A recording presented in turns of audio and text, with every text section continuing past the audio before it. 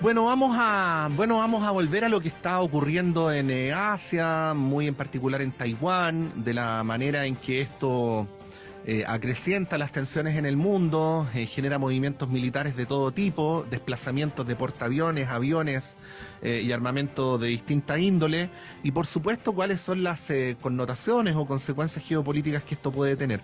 Queremos saludar a esta hora de la mañana para conversar sobre este tema al académico del Departamento de Ciencias Jurídicas y director del Centro de Investigación sobre Desafíos Internacionales de la Universidad de la Frontera, el profesor doctor Juan Enrique Serrano. Profesor, muy buenos días, gracias por poder conversar esta mañana. Buenos días, muchas gracias a ustedes por la invitación. Sí, quiero hacer una pregunta bien directa para partir, ¿ah? ¿Cuál es el objetivo de Nancy Pelosi al hacer todo esto? Muy buena pregunta, esta es la Sí. pregunta que nos hacemos todos, ¿no?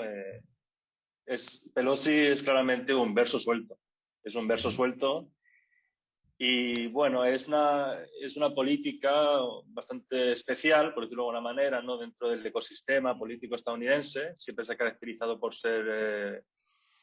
tener un perfil alto y por concentrarse, ¿no? En temas relacionados con derechos humanos. Fue una de las principales opositoras a Trump. Todos recordamos, ¿no? La escena cuando rompió el papel con el discurso del Estado de la Nación de Donald Trump a su espalda, ya como presidente de la Cámara, ¿no? Speaker of the ujú. House, etcétera. Entonces, insisto que tiene un perfil muy alto mediático. Está ya un poco al final de su carrera política, también es cierto. Difícilmente vaya a seguir en el puesto más allá de las siguientes elecciones legislativas estadounidenses. Pero bueno, el caso es que se ha caracterizado por ser una voz muy crítica con China y Mm. justamente con el tema de derechos humanos. Ella ha criticado abiertamente lo que ella llama el genocidio en Xinjiang, que es una palabra muy fuerte, incluso a mi parecer irresponsable, hablar de genocidio de manera tan generosa o gratuita. También ha criticado claramente la represión policial, ¿no? Y después de libertades y derechos civiles en Hong Kong, desde 2019 hasta ahora.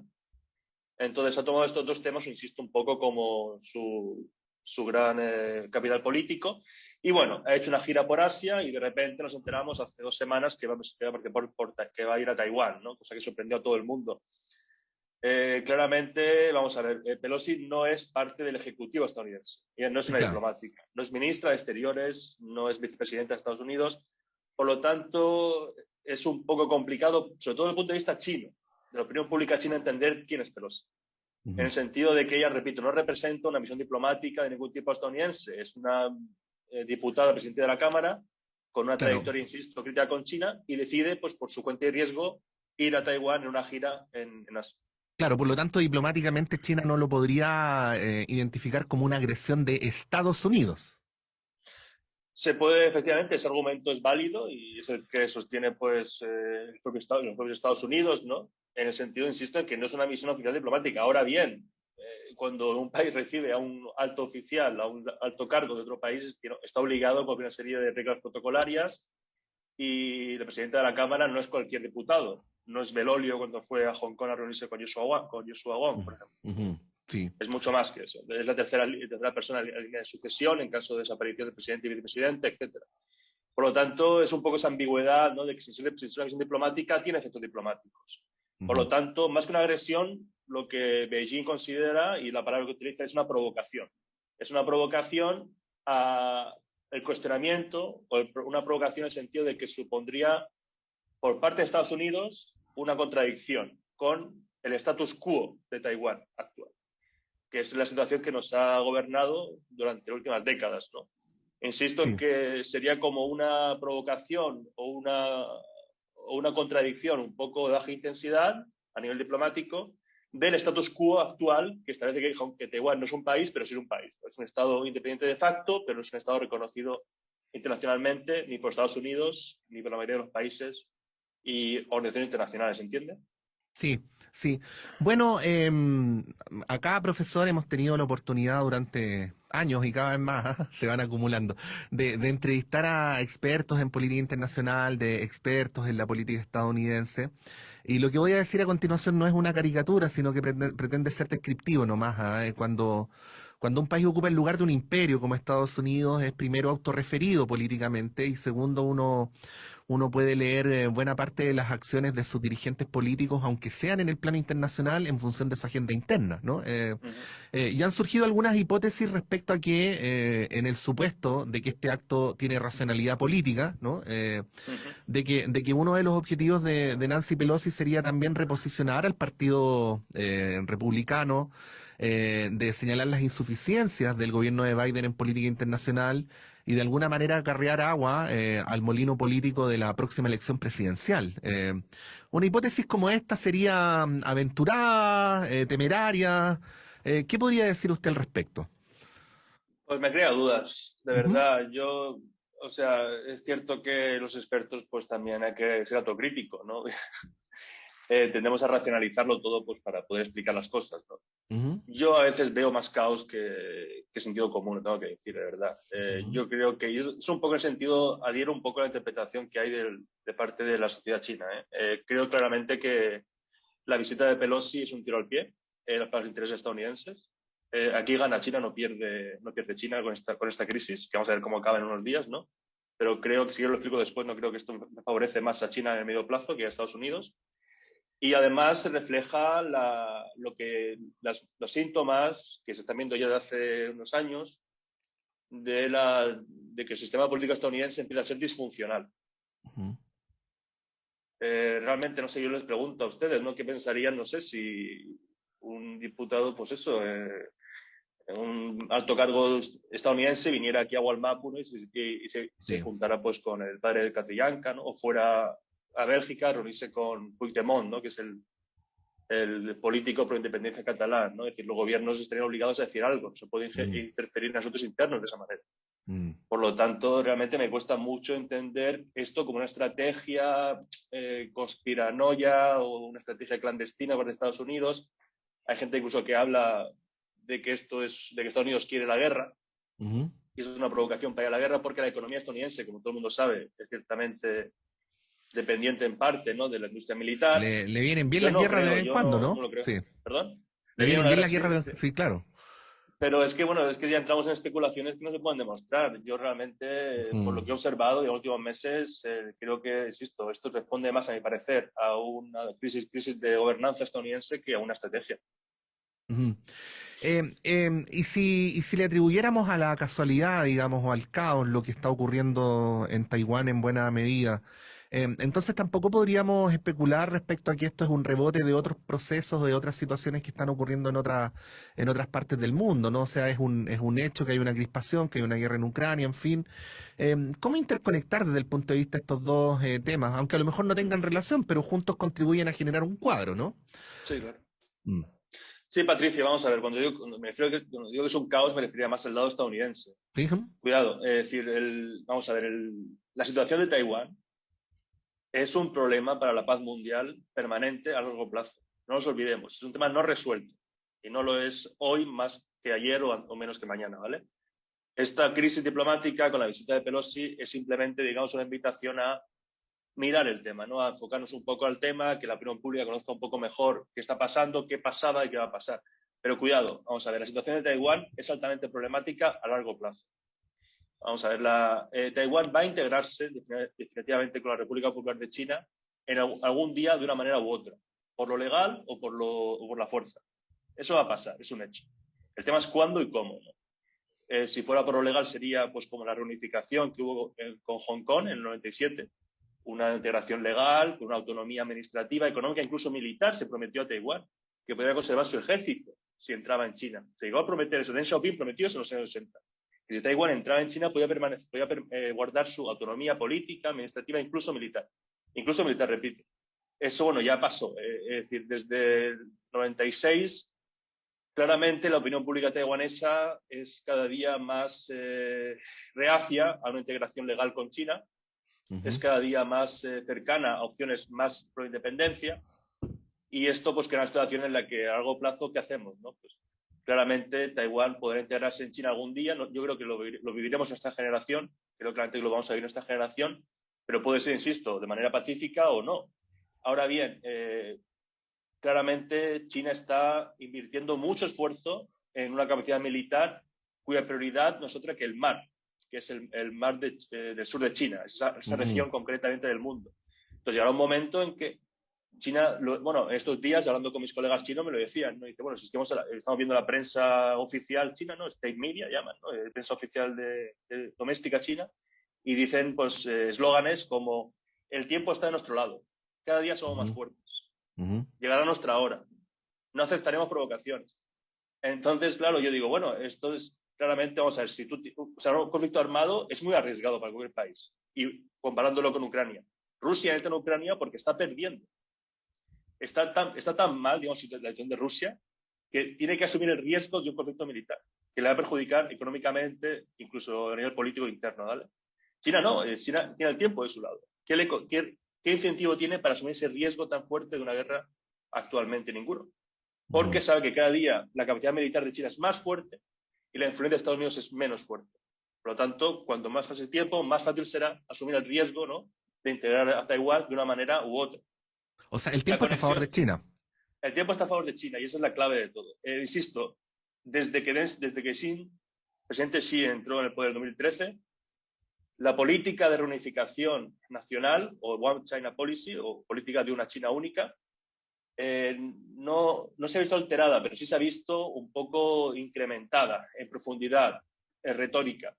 Hemos visto, digamos, oficialmente se ha reconocido que el uso de fuerza sería algo legítimo, en un futuro lejano, para integrar a Taiwán, cosa que no se decía antes. Bueno, yo no quiero ser agorero, yo soy muy optimista. Creo que ha habido mucho catastrofismo, mucho discurso apocalíptico con Taiwán estos días que no comparto. Claramente lo que vemos es una especie de mise en scène, de puesta en escena diplomática, cada uno hace su papel, hace un comunicado, responde, está todo muy Bueno, previsible, ¿no? Pero yo realmente insisto en que Sí, el tema taiwanés a largo plazo se tiene que resolver. sí. Hasta las escaramuzas militares son parte de la misa en escena, ¿no? Uno Claro. entiende que la gente se asuste, pero bueno, si se desplaza el portaaviones Ronald Reagan a la zona y se hacen ejercicios militares, eso no necesariamente ha de implicar que haya enfrentamientos militares reales. Ahora, profesor, usted decía algo muy importante a esto del caos por parte de Estados Unidos y uno también ha leído, ha escuchado análisis según los cuales las potencias en decadencia generan mucho desorden, lo vamos a decir así, por el vacío de poder que se produce.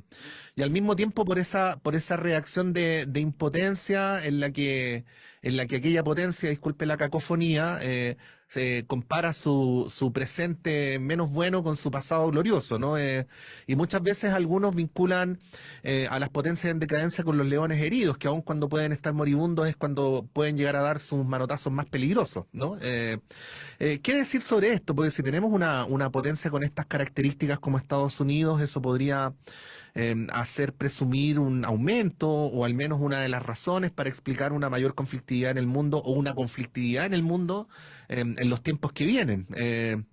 Al respecto. Absolutamente. Esto es lo que en relaciones internacionales, en historia, se llama la trampa de Tucídides, que es un historiador griego que habló de el ascenso, o sea, que hace esta reflexión, ¿no?, basada en la experiencia de la guerra entre Atenas y Esparta, ¿no? Esparta era el poder militar dominante de la región, Atenas subió como la espuma, como ustedes saben, ¿no?, pues la filosofía, la tecnología, etcétera, la cultura y artes. Y en un momento dado, pues la coexistencia de esta segunda nueva potencia pues no era posible y se fue a la guerra, ¿no? Lo que pasó es que, como tú dices, el final de la historia es que quedó la embarrada, decimos en Chile, ¿no? Quedó la embarrada y, bueno, pues Grecia pues perdió su influencia en el largo plazo en la escena europea, ¿no? ¿Puede pasar esto? No lo sé, cuidado. Las analogías históricas son bastante complicadas de hacer. Yo no creo que el ser humano aprenda de los errores del pasado, me parece un topicazo exagerado. Tampoco creo que estamos condenados a repetirlos. Los seres humanos son, digamos, un producto histórico, ¿no?, que conduce su propia historia. Ahora bien, claramente hay muchos ejemplos en la historia de esto, ¿no?, de cómo una potencia emergente, pues, al cuestionar el status quo de la potencia dominante, puede provocar una guerra. Pero hay ejemplos de lo contrario. Hay ejemplos de lo contrario, hay por ejemplos de una acomodación, se diría, ¿no? La potencia perdedora, digamos, la potencia que está en declive, pues se tiene que acostumbrar a la nueva situación. Un ejemplo muy poco conocido sería el de España y Portugal. Cuando España se convierte en el imperio, la corona de España se convierte en el imperio en el siglo XVI, XVII, Portugal en ese momento era más poderoso que España. Y bueno, ustedes saben, ¿no? Se hace el acuerdo de que Portugal podía colonizar, ¿no? Lo que es un día de Brasil y España el resto de lo que es América, etcétera, ¿no? Y no entró en guerra, podían entrar en guerra. Portugal tenía una potencia naval mucho mayor que España. Bueno, conocemos el fin de la historia, etcétera, etcétera. Incluso la Guerra Fría entre Estados Unidos y la Unión Soviética, no hubo un conflicto nuclear. ¿Por qué? Porque el conflicto nuclear era el fin, digamos, de la civilización, ¿no? Hubiera sido una autodestrucción. Por lo tanto, y justamente el tema nuclear es importante, cuidado con ese tipo de analogías. Ahora mismo, pensar en la trampa de Tuclides, en una situación en la que tanto China como Estados Unidos tienen armamento nuclear, me cuesta mucho creerlo. Es decir, la situación actual, el deterrence, ¿no? La disuasión mutua es muy grande. Y lo que sí me cuesta más pensar es lo que tú dices, ¿no? El león herido, ¿no? O sea, Estados Unidos tiene una ideología nacional, por decirlo de una manera, ¿no? Un espíritu de supremacía, que también lo tiene China, por cierto, que se parece más de lo que suele reconocer. Esta ideología supremacista en los dos lados, tanto China como Estados Unidos. Pero Estados Unidos, su identidad nacional se ha basado en esta idea de excepcionalismo estadounidense, de excepción histórica del país que su destino histórico es controlar el mundo, dominar el mundo. Y claro, me cuesta mucho ver pues cómo la opinión pública o los sectores más radicales vayan a poder aceptar su papel de segundo. Y ahí está el desafío de cómo los estadounidenses de aquí a un par de décadas pues consiguen encontrar las soluciones a acomodarse en una plaza de segundo, de number two, y establecer relaciones con China que sean fructíferas, porque lo tienen que hacer. Hay que entender una cosa también, China no es la próxima primera potencia. China es la próxima primera potencia más grande jamás conocida. O sea, los números no engañan. Estamos hablando de que de aquí a 30 años o 20 años, la economía china puede ser 4 veces mayor que la estadounidense actual. O sea, cuidado. Y ese hecho ya es irreversible, profesor. Hombre, no lo sé. No sé, depende. Sí, bueno. Depende o sea, pero quiero decir que las tendencias son elocuentes, ¿no? Si no cambia nada radicalmente, sí. Efectivamente, las tendencias son elocuentes y creo que, hombre, yo no me gusta ser futurólogo, los académicos tenemos que autocensurarnos en este tema, no podemos adivinar el futuro, sería muy poco profesional, pero digamos, sí, esa es la línea de evolución, veremos qué pasa, ¿no? China tiene otros problemas, tiene problemas de suministro de recursos naturales, por ejemplo, que tiene que ver cómo lo resuelve. Pero China no puede alimentar su población, necesita países extranjeros que suministren alimento, cuidado. China tampoco sabe muy bien qué va a pasar con su sociedad, cómo va a evolucionar, nadie lo sabe, ¿no? Pero claramente, cuidado, China no es la siguiente primera potencia, es más que eso. Bueno, este tema nos da para hablar toda la mañana, profesora, pero sospecho que usted tiene que hacer y nosotros tenemos algunos invitados a continuación. Pero bueno, por de pronto le queríamos agradecer, no solo para ayudarnos a entender lo que está pasando en Taiwán, pero porque en los asuntos internacionales siempre procuramos ayudar a mirar la noticia, la vamos a escribir así en perspectiva, ¿no? Ver de qué proceso forma parte y de qué manera nos puede ayudar a entender el presente más general y el futuro. Así es que hemos conversado esta mañana con el director del Centro de Investigación sobre Desafíos Internacionales de la Universidad de la Frontera, el profesor Juan Enrique Serrano. Muchas gracias por esta conversación, profesor, y que tenga un buen día. Muchas gracias, Patricio, un placer. Hasta luego. Hasta luego. Bueno, 8:31. Vamos a hacer un breve alto y continuamos con las conversaciones en Radio Análisis en este día miércoles 3 de agosto del año 2022.